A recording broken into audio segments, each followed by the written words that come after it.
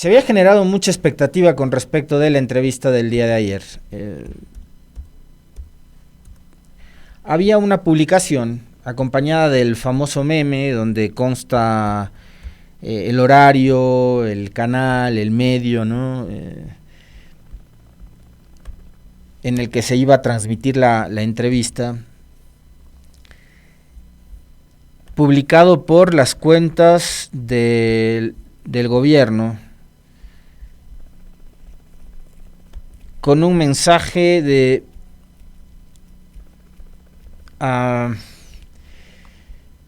sigue la entrevista del presidente Noboa, hacia dónde va el país en materia energética, una cosa por el estilo era, ¿no? El mensaje que habían puesto. Y ayer, perdón que haga una introducción así tan informal para ya adentrarnos a los temas más formales, pero son cosas que me llamaron profundamente la atención, ¿no? Primero porque está clarísimo que, y más después de escuchar al presidente ayer, no tenemos idea de hacia dónde vamos en materia energética, ¿no? Creo que eso nos quedó muy claro, no tenemos idea de hacia dónde vamos. Y la otra era ayer una publicación que a mí me parecía y me sonaba hasta burla, era hasta casi cruel. El anuncio que hacían ayer publicitando la entrevista. No se pierdan la entrevista del presidente Noboa a través de TC Televisión a las 20 horas. No se pierdan. En un país sin luz, en un país sin energía, lo más lógico y lo más obvio es que iba a pasar que una gran mayoría de ciudadanos que seguramente habrán estado con la inquietud de ver la entrevista, de escucharle al presidente, de saber qué es lo que el hombre está haciendo o debería hacer, seguramente muchas personas, por no tener energía, pues se perdieron la entrevista, ¿no? Por eso les digo que a mí ese texto que acompañaba la publicación de ayer, promocionando la entrevista, me sonaba burla, ¿no? No se pierda la entrevista del presidente. Como les digo, lo más lógico, lo más obvio, en un país que no tiene energía eléctrica, es que muchísimas personas seguramente se iban a perder la entrevista, ¿no? Entonces sí me sonaba y me chocaba un montón ese mensaje tan carente de empatía, que es una de las palabras que más ha maltratado este gobierno. Incluso ayer lo volvió a hacer el presidente Noboa durante su entrevista, ¿no?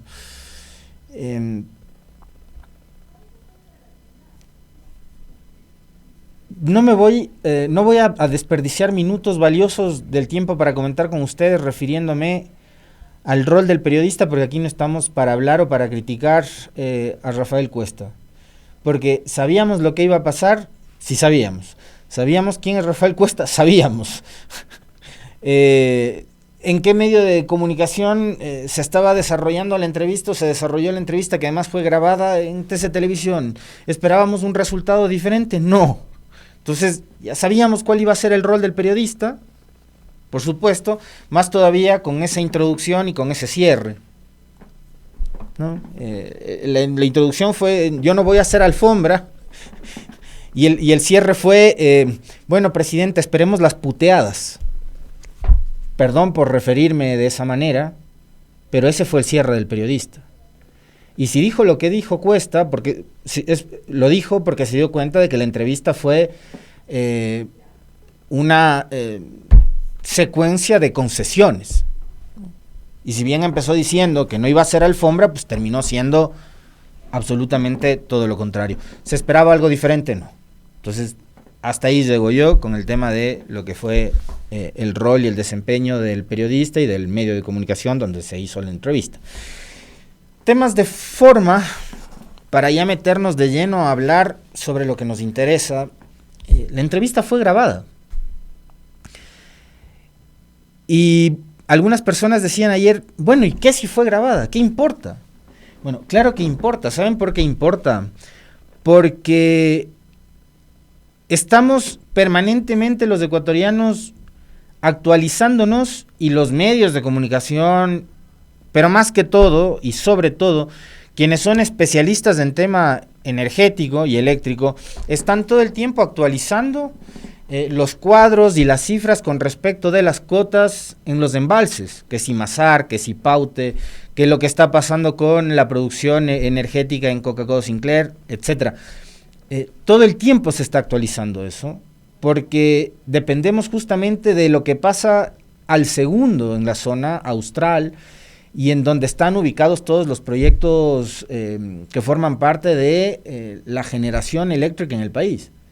Entonces, evidentemente era diferente el escenario que se planteaba entre jueves y viernes de la semana anterior, y por efecto de las pocas lluvias que hubo durante el fin de semana, el escenario también era diferente ayer.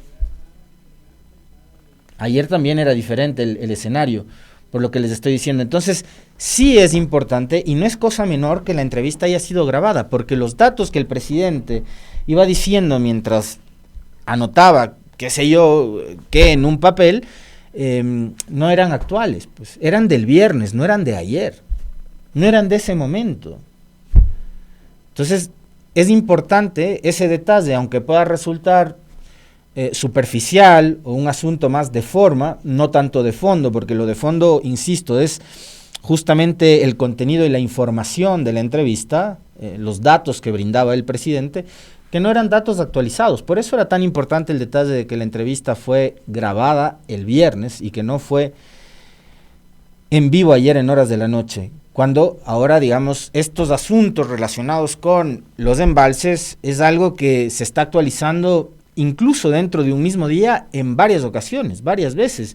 Ustedes ven a gente que es especialista en esta materia, Darío Dávalos, Jorge Luis Hidalgo, Sebastián Rivadeneira, todos los que hemos consultado aquí, que han pasado por aquí, que saben mucho sobre estos temas. Debe estar Marco Acuña, hay algún otro, José Alvear me parece, que en sus redes sociales están permanentemente actualizando los datos y la información, y resulta que el presidente ayer, domingo 27 de octubre, en horas de la noche, da datos que tenía al mediodía del viernes anterior, que es cuando aparentemente fue grabada la entrevista.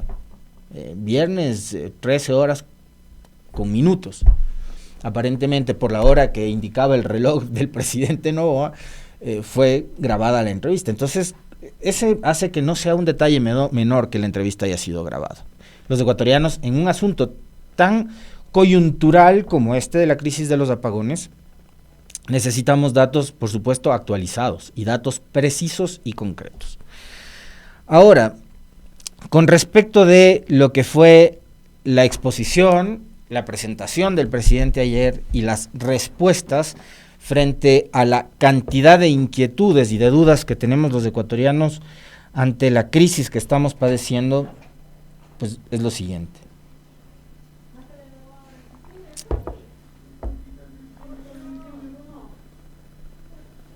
Empecemos por lo que fue la primera respuesta.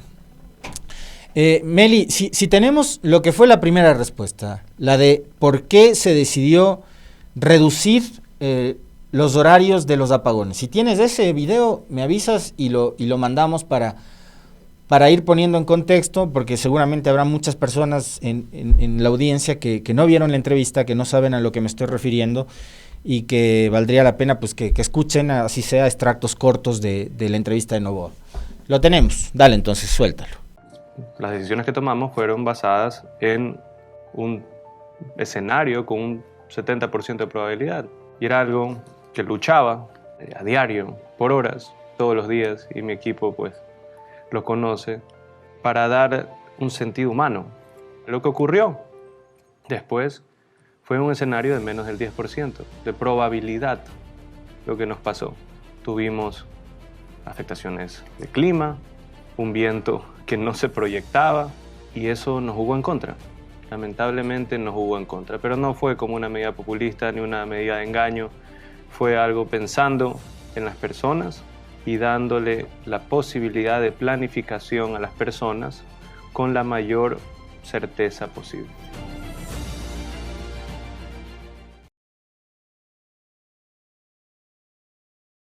Lo da a conocer hace poco más de una semana y media, un jueves, en horas de la noche, en una cadena nacional, que además del gobierno no sabía si la soltaba o no la soltaba.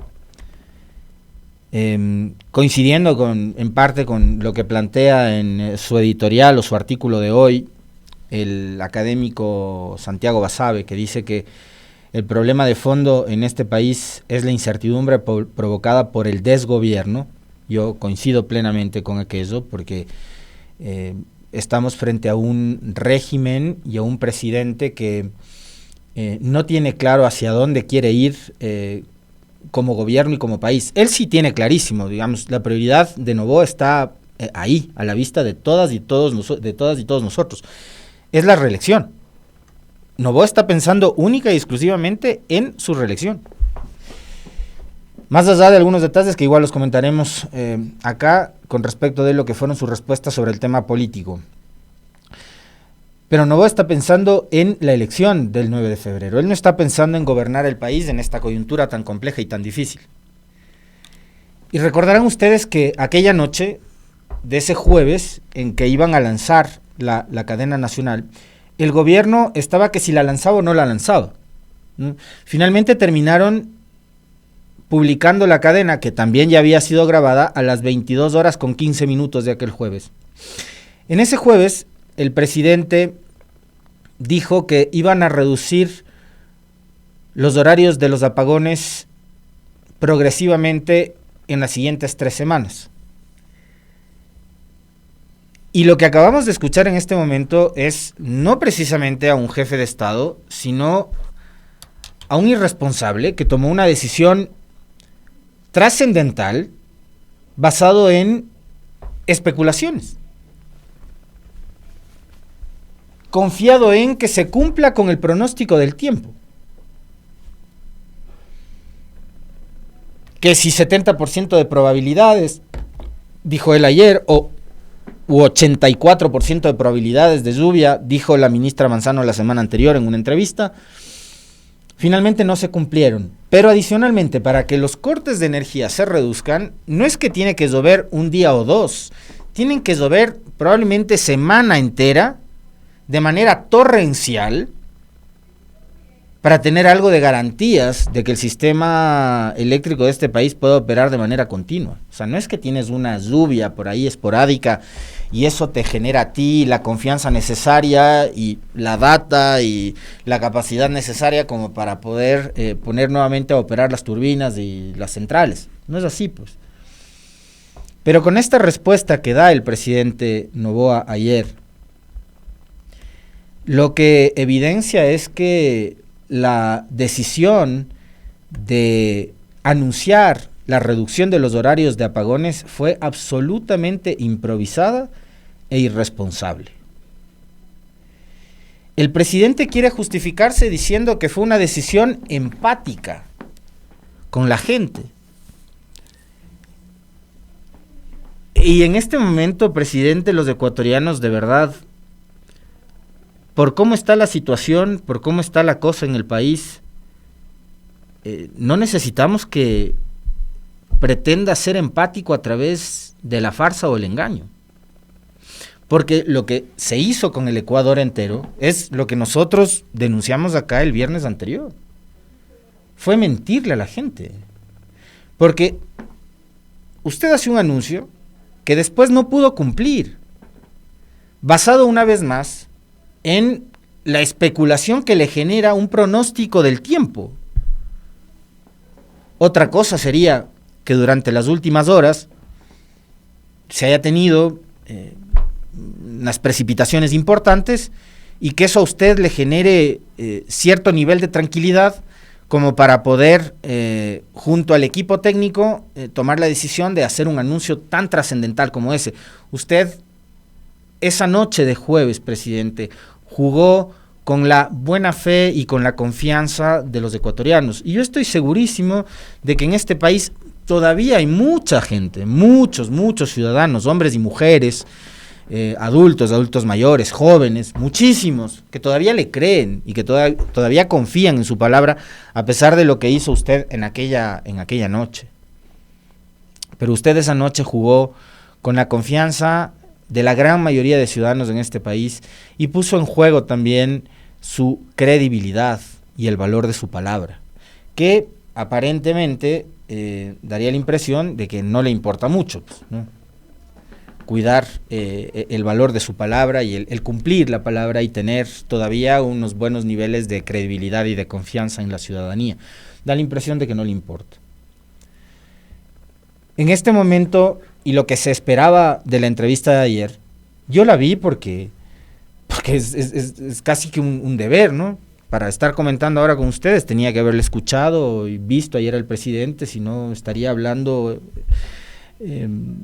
sobre la base de especulaciones. Y lo que uno esperaba de la entrevista de ayer era un presidente que le diga al país la verdad. Pero no solo en la entrevista de ayer, sino que el presidente haga y le diga al país la verdad y sea consecuente con la situación que está atravesando el Ecuador todo el tiempo. No solo ayer en la entrevista, pues, ¿no? Que además fue una de las cosas que me llamó la atención de las conclusiones que saca el periodista, de que él valora la sinceridad del presidente. Bueno, hace más de una semana el presidente no fue sincero, no le dijo al país la verdad, y hoy estamos como estamos. En ese momento estábamos con apagones de hasta 8 horas.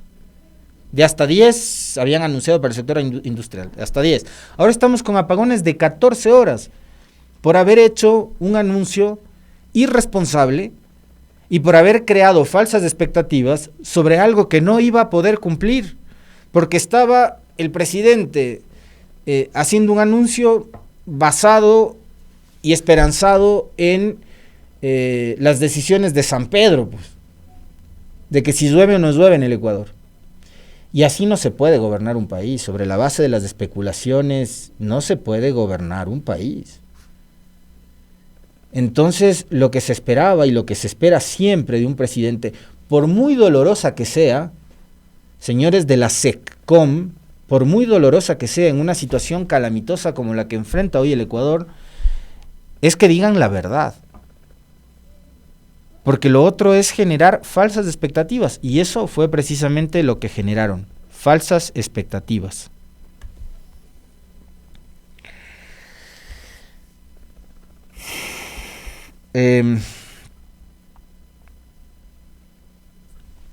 Así no se puede generar ningún tipo de beneficio en las personas, porque, les insisto, ahora mismo lo que los ecuatorianos deseamos no son palmadas en la espalda, pues. No son mensajes que nos levanten el ánimo. No son tampoco esos reportajes ridículos que hacen los canales oficiales, dándole consejos a usted de qué hacer cuando no tiene luz. Y tampoco necesitamos que nos diga el señor Alfombradito cómo tenemos que manejar nosotros nuestras relaciones familiares. Ni que tenemos oportunidad con el celular apagado, sin batería y ahora también sin internet, porque esa es una de las cosas, tantas cosas que está terminando de afectarle a mucha gente, no solo porque el celular ya es, el celular dejó de ser, con internet por supuesto, dejó de ser hace un montón de tiempo un objeto suntuario, ¿no? Desde el celular y con internet la gente trabaja, atiende consultas, genera proyectos, desde el celular, productos, los comunicadores, los estudiantes pueden conectarse a las clases a través de los celulares, pero ahora tampoco hay señal de internet, entonces no es que sin internet también ahora la familia tiene oportunidad de abrazarse, de apapacharse. No, perdónenme, ya esas justificaciones resultan realmente ridículas para un país que la está pasando muy mal, para un país que está en las tinieblas y que está en la absoluta incertidumbre. Y a propósito del tema de la grabación de ayer, fíjense ustedes, ¿por qué no es un detalle menor? Y eso es algo que se me escapaba, por cierto. Porque el periodista le hablaba de la necesidad de tener nuevas leyes que permitan la inversión del privado, y no sé qué. Ayer nomás la Asamblea le aprobó una nueva ley que ojalá y no se les ocurra llamar demagógicamente Ley Cero Apagones Parte 2 o Ley No Más Apagones La Venganza o alguna tontería como esta que se les ocurre a los genios publicistas que tienen en la SECCOM los señores del gobierno. Entonces estaban hablando incluso antes de lo que había sido la aprobación de la nueva ley en la Asamblea el día de ayer. Hubiera sido importantísimo también conocer cuál es la opinión del presidente con respecto del comportamiento de la Asamblea, porque en uno de los tramos de la entrevista, el presidente lo que dijo es que la gente no le cree a la Asamblea y que la gente está harta de la Asamblea, alguna cosa por el estilo dijo, olvidándose que él hasta el periodo anterior, hasta mayo del 2023, en que fue disuelta la Asamblea por Guillermo Lasso, él fue asambleísta, él fue parte del Parlamento, él fue legislador y él es político.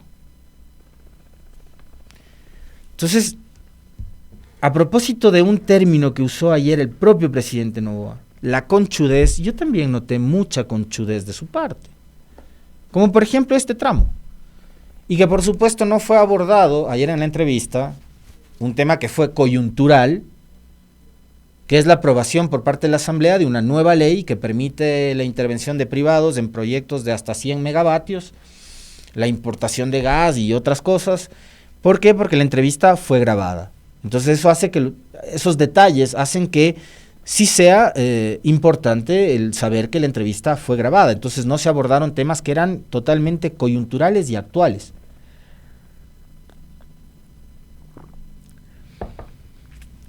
¿Qué otra cosa señaló el presidente con respecto del tema energético y la crisis que vivimos? Reconoció públicamente el presidente de la República que todo esto, en buena medida, ocurre por la falta de mantenimiento en los últimos gobiernos.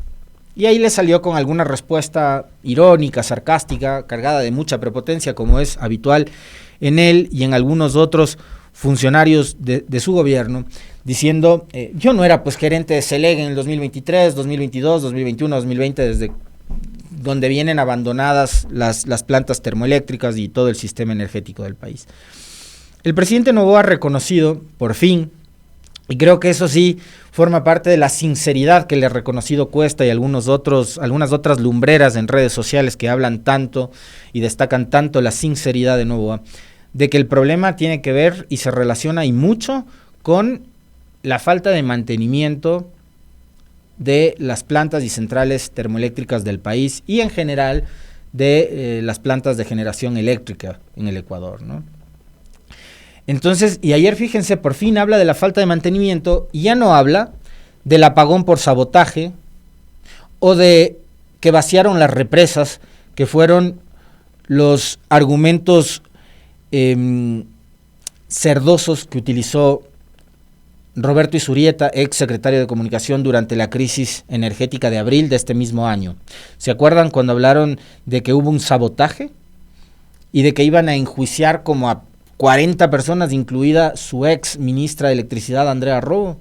¿Se acuerdan cuando hablaron de vaciar las represas, cuando Izurieta quiso señalar al correísmo como los responsables de haber vaciado las represas, que era una cosa, de haber abierto las compuertas de los embalses?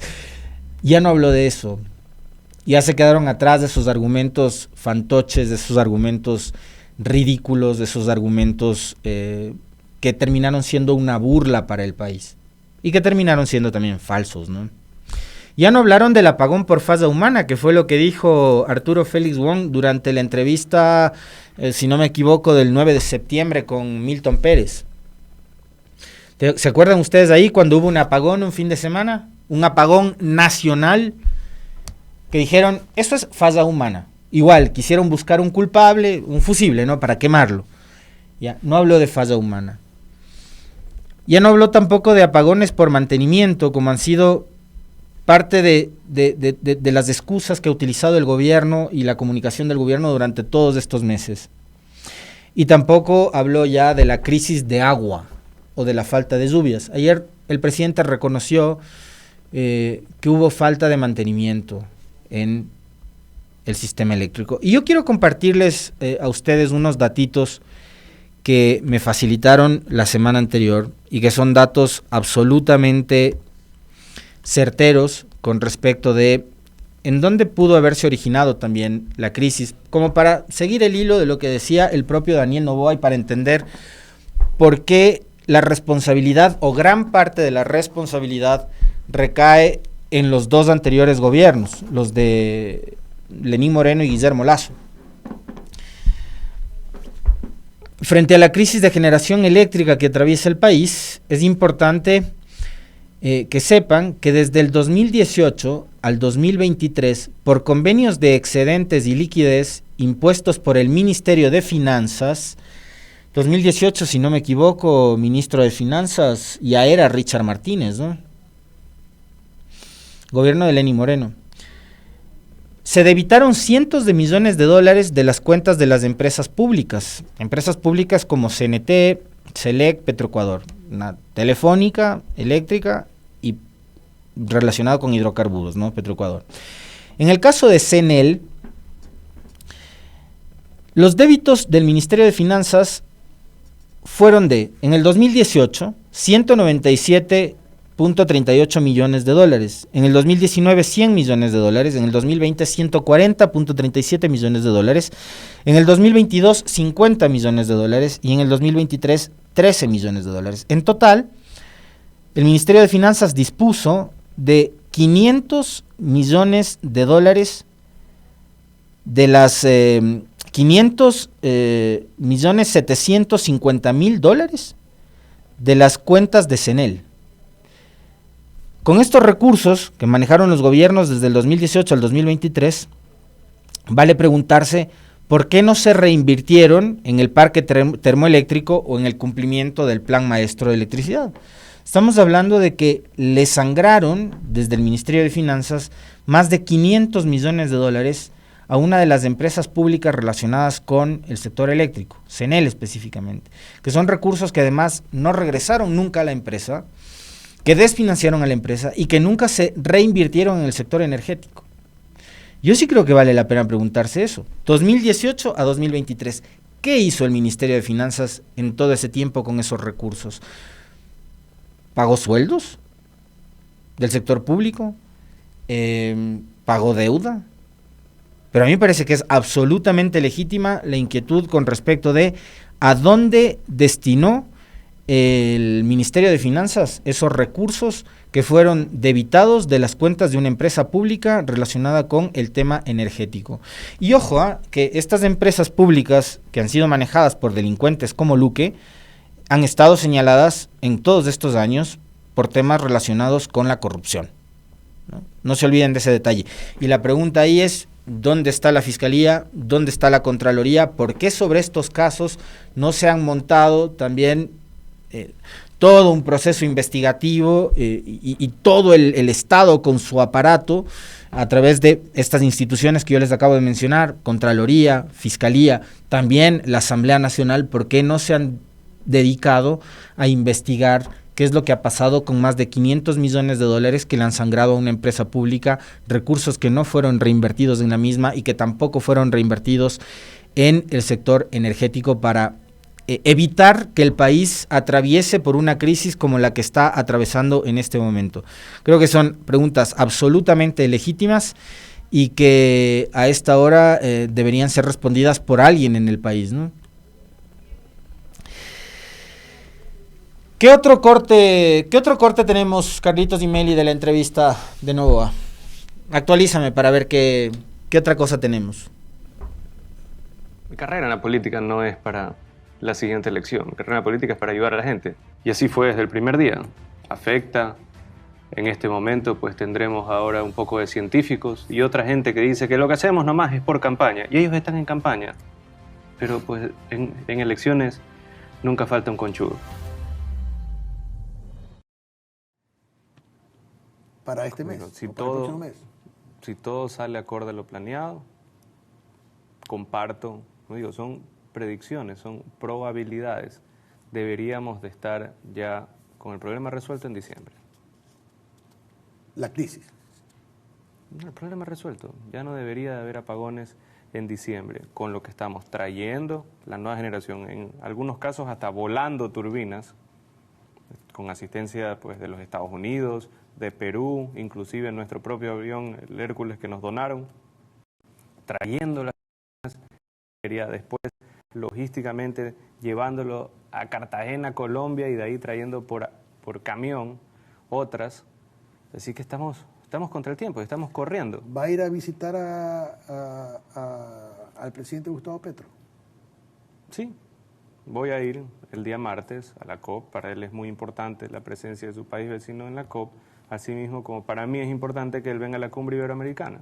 Entonces, en ese caso hay que ser recíproco. O sea, va a tener... Bien, gracias. Ese corte está maravilloso porque me permite ir cerrando el comentario con todos los temas que se iban quedando. Descarga en contra de los candidatos presidenciales, ¿no? A quienes les llama conchudos. Usted, señor, cuando fue candidato, en el debate, que lo vio todo el país, dijo que en 9 meses resolvía la crisis energética, que además tenía muy bien medido y era consciente en ese momento de lo que iba a pasar. Usted, siendo candidato, dijo que en 9 meses resolvía la crisis. Hoy está diciéndoles conchudos al resto de candidatos. Y lo que la gente está pidiendo ahora mismo a nivel país es que se solucionen las crisis de seguridad, las crisis de empleo y ahora, por supuesto, la crisis energética y crisis de los apagones. Entonces, no les pida pues a los candidatos que no hablen de las respuestas o de las soluciones que le plantean al país para resolver una crisis que usted, siendo presidente y teniendo todos los recursos que tiene el Estado, no ha podido resolver. Entonces, acá más bien parecería que el conchudo presidente, con todo respeto, es otro. Sobre la elección, dice el presidente, y hay otro tramo que no está en este corte, pero que no importa, lo vamos a mencionar igual. Como parte de su sinceridad, el hombre reconoce que lo de los apagones le ha generado una gran afectación en su imagen. Y es evidente que ahora mismo Daniel Noboa ya no tiene los mismos niveles de intención de voto o de aceptación y credibilidad o aprobación a su gestión en las encuestas que los que tenía hace meses atrás. Está clarísimo por lo que dijo ayer el propio Noboa y por esta frase tan interesante que él menciona con respecto de la próxima elección, ¿no?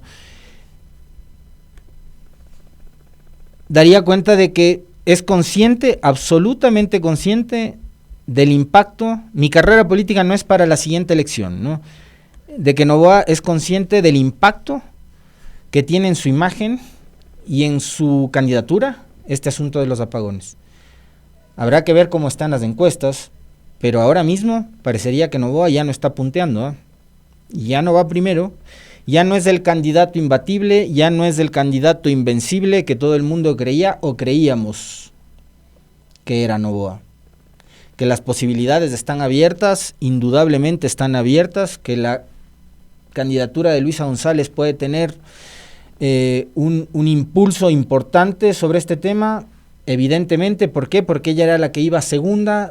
Algunos dicen que ahora mismo es la que está primera y con algunos puntos de ventaja, y habrá que ver también qué es lo que resuelven los organismos encargados de calificar las candidaturas con respecto del nombre de Jan Topic, ¿no? Pero lo evidente es que Noboa se desinfló y me parece que se desinfló potentemente.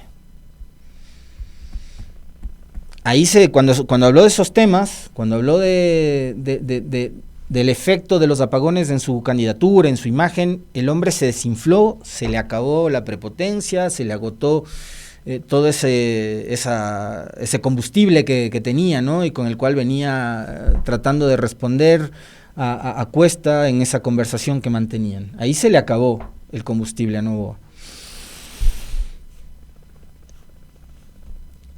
Dos temas adicionales. Hace un nuevo anuncio el presidente ayer y un ofrecimiento basado nuevamente en las presunciones, en los pronósticos o en las probabilidades y confiando, por supuesto, todos en que llueva, y todos queremos que llueva para que no haya más cortes.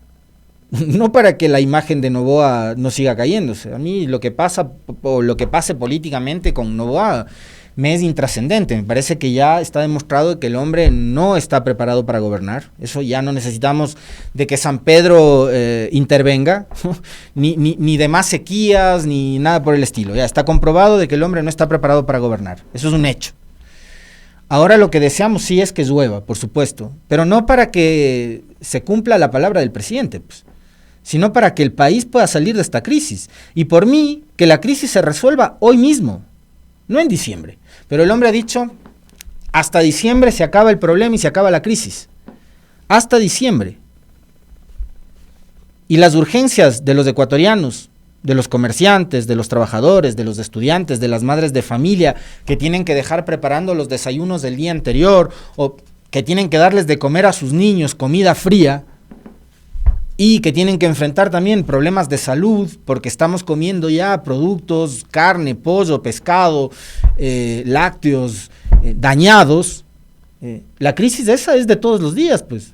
¿Cómo hacemos para esperar hasta diciembre? ¿Saben lo que es esperar todo un mes entero? Todavía estamos 28 de octubre. Y nos pide que aguantemos todo el mes de noviembre para ver si es que ya en diciembre la crisis se resuelve, generando una vez más una falsa expectativa. Una vez más una falsa expectativa.